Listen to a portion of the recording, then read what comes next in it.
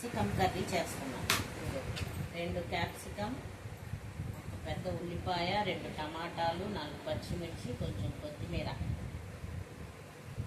ఇలా కట్ చేసుకోవాలి.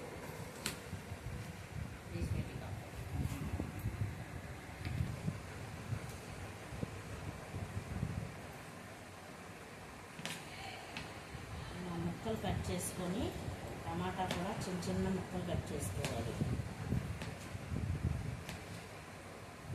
అలాగే కట్ చేయాలి. కట్ చేసుకున్నాక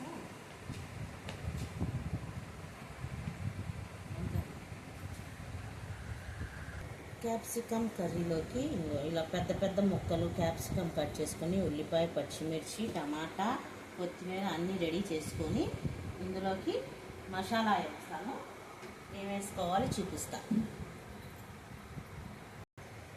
మసాలాలోకి పుచ్చగింజలు, జీడిపప్పు, కొద్దిగా కొబ్బరి పొడి వేసుకొని 2 పచ్చిమిర్చి వేసుకొని పేస్ట్ చేసుకోవాలి.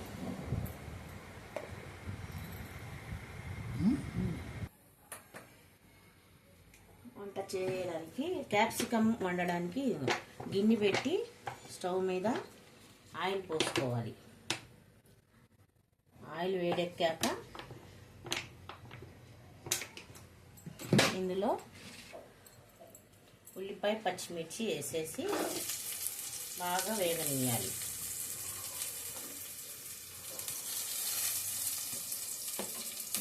ఉల్లిపాయ, పచ్చిమిర్చి వేగేదాకా వేపుకోండి.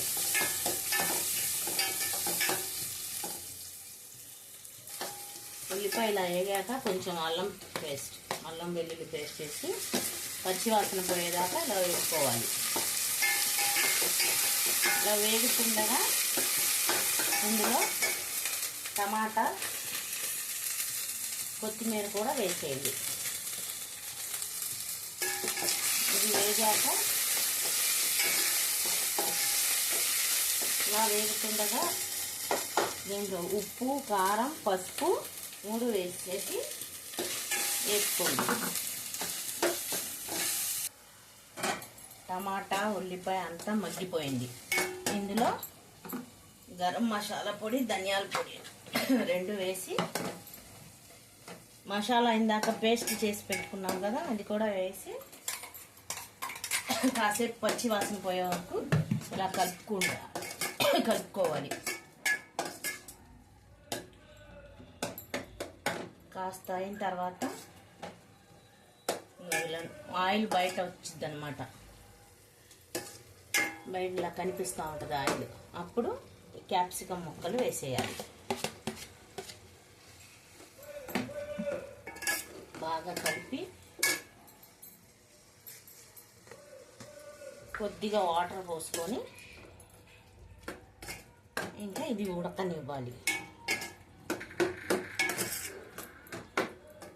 ఇలా ఉడకనివ్వాలి.